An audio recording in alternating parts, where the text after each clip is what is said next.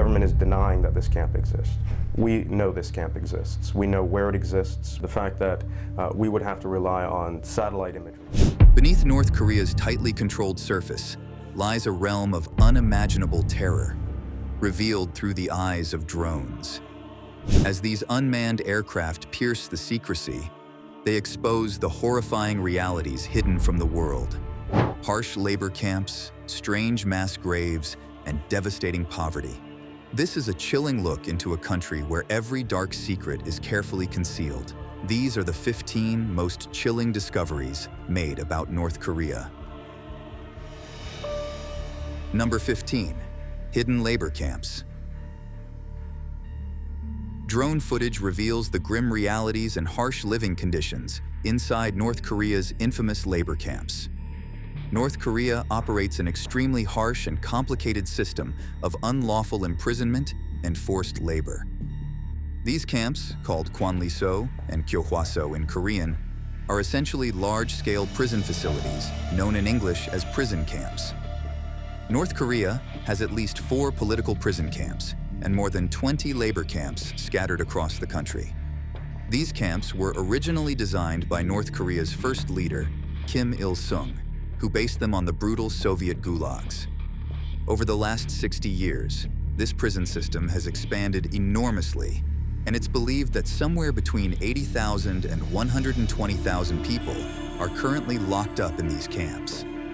What makes this system even more shocking is the fact that once people are imprisoned, they endure unimaginable suffering. Torture, forced starvation, punishment for practicing any religion, and in many cases, execution. The prisoners are kept under control through intense hunger and grueling labor, often leading to severe health problems due to the lack of food and nutrition. Depending on their offense, some prisoners remain trapped in these camps for decades, while others spend the rest of their lives there, and many children are even born behind bars, never knowing life outside these camps. Life expectancy for those in the camps is tragically low. In some cases, prisoners are forced to dig their graves and watch as fellow inmates are executed in front of them. One of the terrible consequences is the extreme malnutrition called pellagra, which results from a lack of essential vitamins.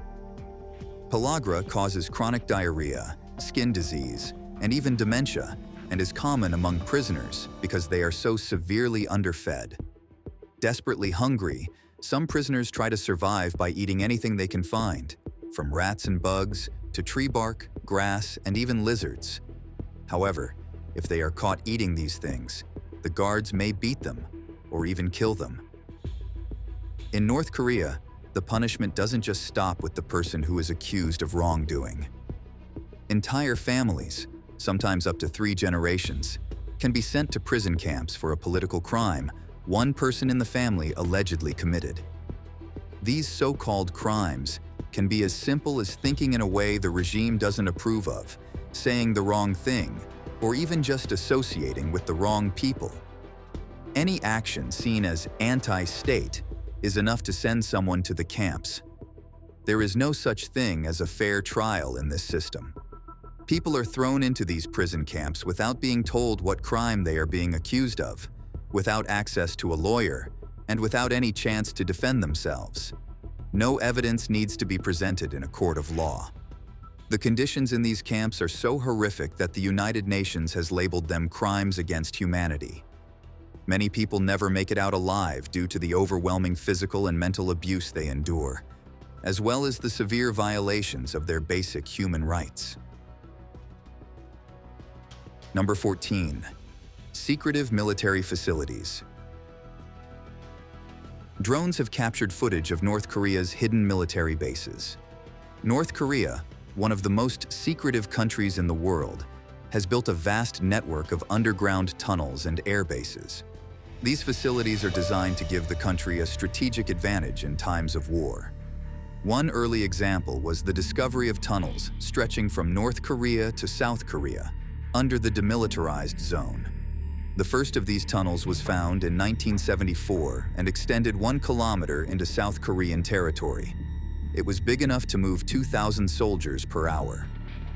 While investigating it, a US Navy officer and a South Korean Marine corporal were killed by a booby trap. Since then, at least 4 more tunnels have been found, complete with electricity, fresh air systems, and narrow railways to transport dirt. However, no one knows how many tunnels North Korea has.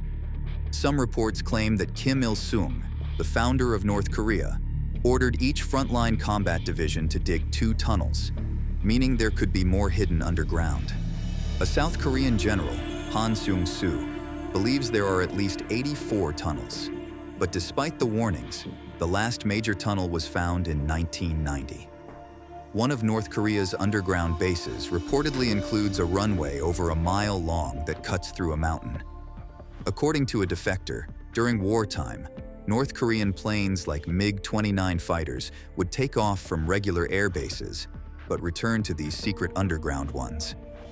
This is possible since North Korea's above-ground air bases would likely be destroyed early in a conflict. Aside from military use, underground shelters are believed to house North Korea's leadership. They're hard to spot with satellites. Number 13. Mass graves. Drones have uncovered troubling evidence of mass graves in North Korea, believed to be where political prisoners and victims of purges were buried. The footage reveals unmarked burial sites and long trenches, offering a grim look into the country's history of human rights violations. International laws demand that those responsible for these serious human rights abuses, especially crimes against humanity in North Korea, be held accountable.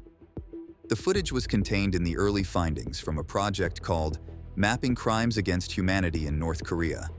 The project is focused on locating suspected mass graves, sites of killings, and areas with evidence of these crimes.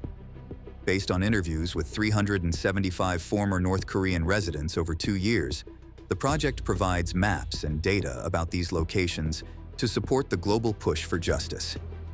Locations were pinpointed for possible evidence related to human rights abuses using publicly available Google Earth images. Research participants help identify these sites and their features. These maps and testimonies help illustrate the scale of the abuses that have occurred over many years. Early findings show that mass graves are often in mountainous areas, away from people's homes, but can also be in cemeteries or around prisons. Sites where people were killed are frequently found in riverbeds, markets, bridges, detention facilities, and sports fields. Although these sites cannot be currently investigated due to restricted access. The pictures also show results from a survey of people who have escaped from North Korea. This survey collects their opinions on how to tackle the serious human rights abuses in their country. Their suggestions include bringing those responsible to justice, setting up ways to uncover the truth, offering compensation to the victims, and looking into and digging up mass graves in North Korea. Number 12. Urban poverty and slums. Drone footage reveals a sharp contrast between the polished appearance of Pyongyang, North Korea's capital, and the poor neighborhoods on its edges. The aerial views show rundown houses and crowded slums, contradicting the official image of wealth in the capital. Although there is widespread poverty in North Korea, reliable data is scarce due to the country's tight control over information and severe censorship. Western media frequently highlights the severe famine that hit North Korea in the mid-1990s as evidence of its poverty. In 2006, it was reported that North Korea needed about 5.3 million tons of grain each year, but only produced around 4.5 million tons, forcing it to rely on foreign aid to fill the gap. Even today, reports indicate that starvation remains a serious issue. Much of North Korea's poverty is linked to the poor governance of its ruling regime. In 2020, it was estimated that 60% of North Koreans were living below the poverty line. One major cause of the country's poverty is the Kim family's focus on military spending, rather than improving the lives of its citizens. The regime prioritizes maintaining its power and building up the military, which has left the economy underdeveloped and heavily reliant on China for essential resources like electricity and water. North Korea's economy is also weakened by international sanctions, particularly from the US, which restrict trade with the country. However, this has a minimal effect because trade is already very limited. All trade must go through government approval, making it difficult to provide humanitarian aid and other necessities to those in need. Even when trade is allowed, the regime uses surveillance systems to monitor communications, adding another layer of difficulty. The people of North Korea bear the brunt of these policies. They face severe challenges like widespread malnutrition, limited healthcare, and inadequate infrastructure.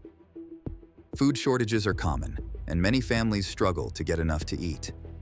According to the UN, about 40% of the global population is malnourished, reflecting a serious problem in North Korea. While the ruling elite, who are often called names like Kim Fatty III, have enough to eat, the general population suffers. Aid organizations find it hard to operate effectively due to the regime's secrecy and strict control over activities, which makes it difficult to alleviate the suffering of the North Korean people.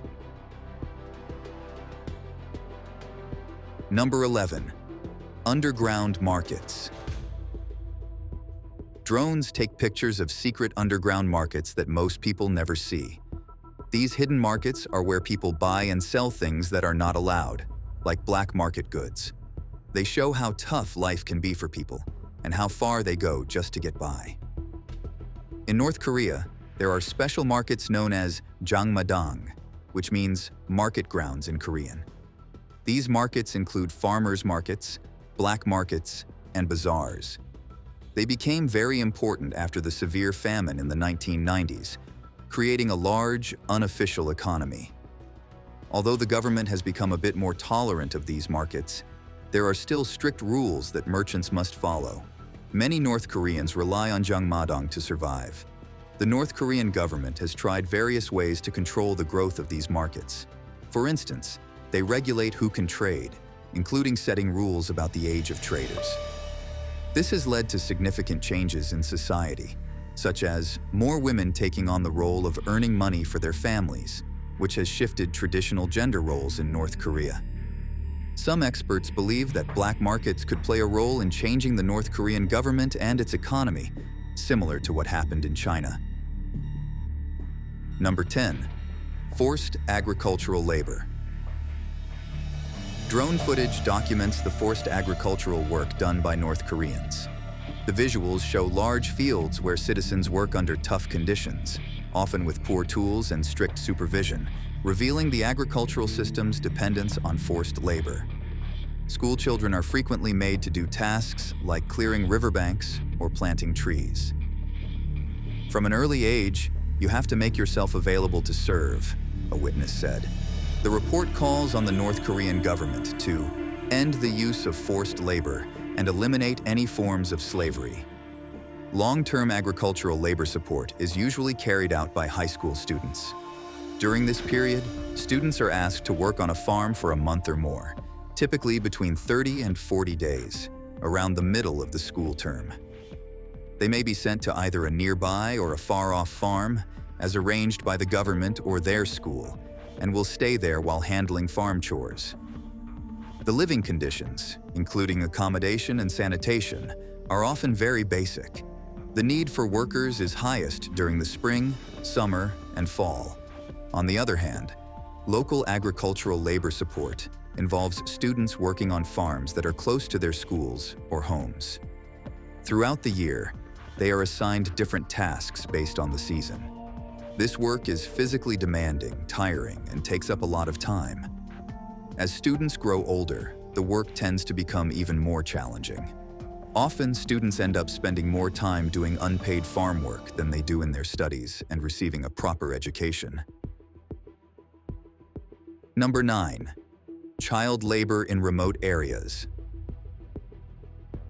Drones have uncovered the use of child labor in the remote areas of North Korea. The footage shows young children working hard in fields and factories. These children are forced into various types of labor, including working in agriculture, collecting items, and construction. Even children in prison camps, orphanages, and aid shelters face harsh working conditions. From a very young age, children in North Korea are made to work. They are involved in agricultural work, collecting items, and construction projects. Those in prison camps, orphanages, and shelters also endure tough labor. The government forces students to gather a wide range of items, many of which are hard to find in North Korea. For instance, finding a piece of scrap iron, let alone more than 10 kilograms, is nearly impossible in the country. Besides the annual Children's Initiative, the government organizes other collection drives for students. These drives are part of a broader category of tasks known as pochi, which means organizing and carrying out various projects. Pochi includes collecting items, like in the Children's Initiative, making monetary donations, and participating in political and social activities, such as cleaning statues, supporting the People's Army, and helping with construction projects. Students must also join in construction projects and perform during national holidays, such as the birthdays of Kim Il-sung, Kim Jong-il, and Kim Jongun, and other special events. They help build infrastructure and school buildings, repair railroads, and even work on private housing for school staff. Additionally, students are often required to do construction work for school buildings, including providing materials at their own cost. North Korea has different types of prisons, depending on the crime. Those accused of political crimes are sent to kwanlisos, which are concentration camps surrounded by electric fences and barbed wire. Up to 120,000 people can be held in these camps, and children are treated very poorly. The camp authorities keep the children alive just enough to use them as future laborers, even though the government denies the existence of kwanlisos. There are 5 known kwanlisos.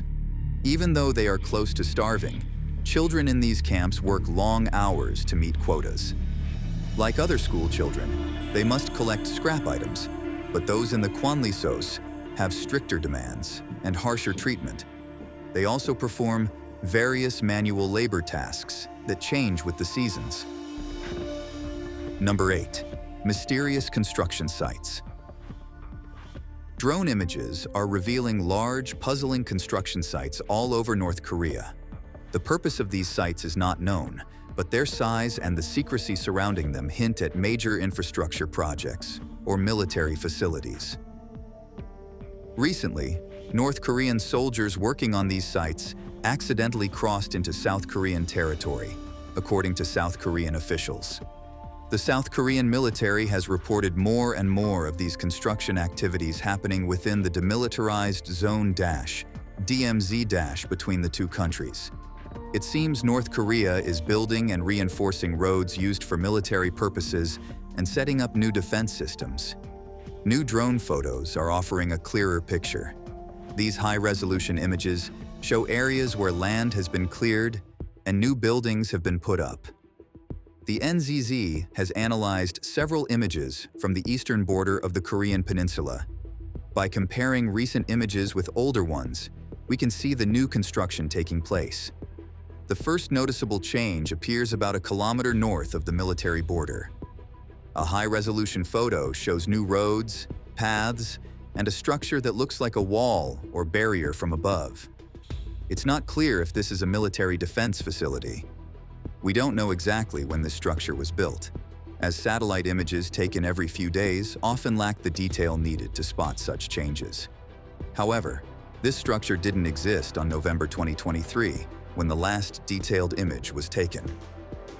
Similar new structures can be seen in nearby satellite images, and it's clear that land has been cleared in the DMZ.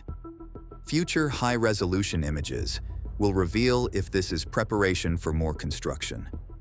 These developments are raising concerns about potential breaches of the 1953 ceasefire agreement and could suggest an increase in North Korean military presence in the area. Number 7. Decrepit infrastructure. Drone footage has shown the world a rare look at the falling apart state of North Korea's infrastructure, revealing a hidden side of the country that few have seen. The roads are cracking, bridges are rusting, and many buildings have been left empty. These images show a country that has been left behind, despite the government's claims of progress. For more than 30 years, North Korea has let its important infrastructure break down while using its limited resources on nuclear weapons and missiles and making its capital city, Pyongyang, look good. This lack of care has affected almost every basic service in the country. Roads and railways are in bad shape, the power supply is unreliable, and the water and sewage systems are barely working. Even healthcare has suffered from the lack of spending. A strong example of this decline is North Korea's once proud electric grid, which was a key part of its economy. Now, it's one of the country's biggest problems. The power shortage is so severe that even coal mines in a country full of coal are flooding because there isn't enough electricity to run the pumps. Although there have been small improvements in communication systems thanks to modern technology, North Korea is still far behind the rest of the world. The country started a 3G network with the help of an Egyptian company called Orascom, but data services are still very limited. Only foreigners are allowed to use the internet, while North Koreans are limited to a tightly controlled local version of the internet. Fixing North Korea's infrastructure to a level that could support real economic growth would come at a very high cost. Some estimates suggest it could cost hundreds of billions of dollars, and North Korea would probably need major help from South Korea or other foreign countries to modernize its infrastructure and support its economy. Number 6. Hidden economic zones. Drones have uncovered secret economic zones in North Korea, specifically designed to lure foreign investments. The footage captured by the drones paints a stark picture of two different worlds within the country. On one hand, these zones showcase modern facilities and impressive infrastructure, while the rest of the nation struggles with widespread poverty. One such zone, the Rason Special Economic Zone, was initially an experiment in limited capitalism. Today, experts say Rason is becoming the focal point of North Korea's increasing partnership with Russia, including the possibility of arms shipments to support Russia's war in Ukraine. In the past, Rason, located on the borders of China and Russia, was a hotspot for North Koreans, thanks to its bustling markets filled with imported goods and newly built apartment complexes. This zone, established in the 1990s, seemed like a dream for many, offering a glimpse of a different life. However, the tightening of international sanctions and the closure of borders during the pandemic nearly halted all trade and tourism, leaving Rason's promise unfulfilled. Now, it seems Rason is on the brink of a revival. For the first time since 2018, ships are docking at its port, and satellite images suggest that trade via the rail link to Russia is on the rise. While China might seem like the natural player in reviving this zone, given its larger economy and historic ties with North Korea, experts believe Russia's growing influence could be more immediate. With the war in Ukraine deepening the relationship between Russia and North Korea, some experts predict that Russia could start sending more tourists to Rason, breathing new life into the area's tourism industry. Jong-Yoon Lee, a North Korean economy specialist, also mentioned that Russia could export coal, oil, and flour through Rason. Additionally, if North Korean workers are allowed to work across the Russian border, they might bring back medicine and goods to sell locally, offering some economic relief to their families. Number 5. Restricted coastal areas. Drone footage captures a rare glimpse into the closely guarded coastal areas of North Korea, where secretive naval operations unfold behind the veil of heavy security. These aerial shots reveal bustling ports and state-of-the-art shipyards, underscoring North Korea's intense focus on strengthening its naval power. Every detail, from the patrolling ships to the fortified facilities, hints at a nation constantly preparing for military readiness at sea. North Korea itself is a land of over 120,000 square kilometers, with nearly all of it being land. Just a small portion, 130 square kilometers, is water. The country shares kilometers of borders with its neighbors: China to the north, South Korea to the south, and a brief kilometer stretch with Russia. Stretching out from the Asian continent, The Korean peninsula reaches 1,000 kilometers southward, with North Korea laying claim to about 1/3 of the peninsula's coastline. The coastline is rich in geographical features, with the southern part of the east coast curving around the East Korea Bay and then dramatically turning northward near Musu-dan. Adding to its distinctive landscape are tidal flats, vast stretches of mud flats exposed during low tides. In terms of maritime boundaries, North Korea claims a zone of territorial waters that extends 12 nautical miles from its coastline. Beyond this, it declares an exclusive economic zone, EEZ, that stretches 200 nautical miles into the ocean. The country also imposes a military boundary that forbids foreign ships and aircraft from entering without explicit permission. This boundary runs 50 nautical miles offshore into the Sea of Japan and 200 nautical miles into the Yellow Sea. The waters between North and South Korea are hotly contested, particularly along the northern limit line, a boundary drawn by the United Nations Command in the 1950s, which North Korea refuses to recognize. Tensions have simmered here for decades, leading to multiple clashes between the navies of the North and South, with 5 significant disputes making headlines in 2009 and 2010. Number 4. Elaborate Kim Jong-un mansions. Drones capture a unique perspective on the grand and luxurious homes of Kim Jong-un. The Ryeong-song residence, also known as Residence Number 55, is the primary home of Kim Jong-un and his wife, Ri Sol-ju. Located in the Ryeong-song district, just 12 kilometers northeast of Kim Il-sung Square in Pyongyang, the entire leadership complex covers about 12 square kilometers. Lee Young-guk, a former bodyguard of Kim Jong-il, mentioned that there are at least 8 other residences for North Korean leaders outside Pyongyang. Built by the Korean People's Army Construction Brigade and finished in 1983 during Kim Il-sung's rule, the complex has been used by Kim Jong-il, his sister Kim Kyung-hwa, and her husband Jang Song-thaek. Since Kim Jong-un took over leadership, he has made Ryeong-song residence his main home. The complex includes an underground wartime headquarters, protected by thick iron and concrete walls covered with lead to withstand potential nuclear attacks.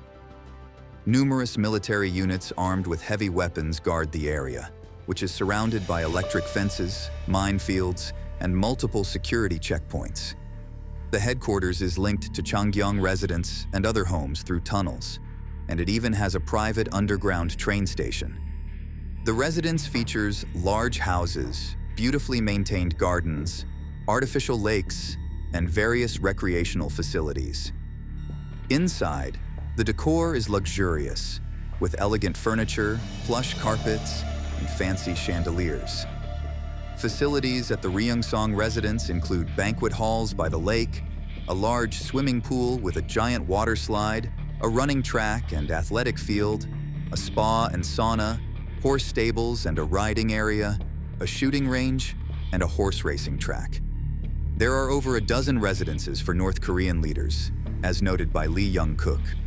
Many of these residences have been identified through satellite images in the North Korea Uncovered project. Ryeong-song residence remains the main residence of Kim Jong-un, while the locations of the other residences are kept secret by the North Korean government, with very few photographs available.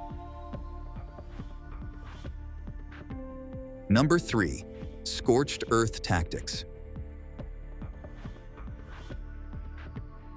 Drone footage has shown areas that have been intentionally set on fire or destroyed as part of a military strategy. This tactic is used to stop enemies from using the land or to clear it for military purposes, highlighting the extreme steps North Korea takes in its strategic planning. Recently, North Korea announced that it had carried out simulated scorched earth nuclear attacks on South Korea's key military sites. The regime led by Kim Jong-un has been actively testing missiles capable of carrying nuclear warheads and frequently talks about their potential use in conflicts with South Korea and the US. North Korea accuses its adversaries of planning invasions, though it does not provide any proof. The North Korean military, known as the General Staff of the Korean People's Army, reported that dummy warheads were detonated at a specific altitude by tactical ballistic missiles. This confirmed that the simulated attacks were executed through air bursts. North Korea warned the West against reckless actions by the US and its allies. The missiles were launched from Pyongyang to practice targeting major command centers and operational airfields of its neighbors, as reported by the state-run Korean Central News Agency. The military statement detailed that 2 tactical ballistic missiles, fired from Pyongyang International Airport towards the northeast, exploded at a height of 400 meters above the target island, successfully simulating a nuclear strike. North Korea claimed these missile tests followed recent US military activities, including sending the strategic nuclear bomber B-1B over the Korean East and West Seas, and conducting drills aimed at attacking North Korea. The Korean People's Army vowed to respond firmly to any reckless actions by the US forces and South Korean military, referring to South Korea by its official name. Number 2. Desolate towns and villages. Beneath North Korea's tightly controlled surface lies a realm of unimaginable terror, revealed through the eyes of drones.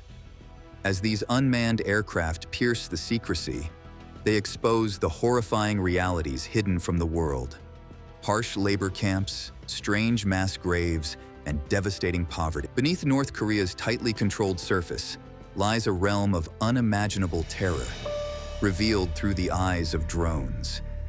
As these unmanned aircraft pierce the secrecy, they expose the horrifying realities hidden from the world. Harsh labor camps, strange mass graves, and devastating poverty. This is a chilling look into a country where every dark secret is carefully concealed. These are the 15 most chilling discoveries made about North Korea. Number 15. Hidden labor camps. Drone footage reveals the grim realities and harsh living conditions inside North Korea's infamous labor camps. North Korea operates an extremely harsh and complicated system of unlawful imprisonment and forced labor. These camps, called Kwanliso and Gyohwaso in Korean, are essentially large-scale prison facilities, known in English as prison camps. North Korea has at least 4 political prison camps and more than 20 labor camps scattered across the country. These camps were originally designed by North Korea's first leader, Kim Il-sung, who based them on the brutal Soviet gulags. Over the last 60 years, this prison system has expanded enormously, and it's believed that somewhere between 80,000 and 120,000 people are currently locked up in these camps. What makes this system even more shocking is the fact that once people are imprisoned, they endure unimaginable suffering, torture, forced starvation, punishment for practicing any religion, and in many cases, execution. The prisoners are kept under control through intense hunger and grueling labor, often leading to severe health problems due to the lack of food and nutrition. Depending on their offense, some prisoners remain trapped in these camps for decades, while others spend the rest of their lives there, and many children are even born behind bars, never knowing life outside these camps. Life expectancy for those in the camps is tragically low. In some cases, prisoners are forced to dig their graves and watch as fellow inmates are executed in front of them. One of the terrible consequences is the extreme malnutrition called pellagra, which results from a lack of essential vitamins. Pellagra causes chronic diarrhea, skin disease, and even dementia, and is common among prisoners because they are so severely underfed. Desperately hungry, some prisoners try to survive by eating anything they can find, from rats and bugs to tree bark, grass, and even lizards. However, if they are caught eating these things, the guards may beat them or even kill them. In North Korea, the punishment doesn't just stop with the person who is accused of wrongdoing. Entire families, sometimes up to 3 generations, can be sent to prison camps for a political crime one person in the family allegedly committed. These so-called crimes can be as simple as thinking in a way the regime doesn't approve of, saying the wrong thing, or even just associating with the wrong people. Any action seen as anti-state is enough to send someone to the camps. There is no such thing as a fair trial in this system. People are thrown into these prison camps without being told what crime they are being accused of, without access to a lawyer, and without any chance to defend themselves. No evidence needs to be presented in a court of law. The conditions in these camps are so horrific that the United Nations has labeled them crimes against humanity. Many people never make it out alive due to the overwhelming physical and mental abuse they endure,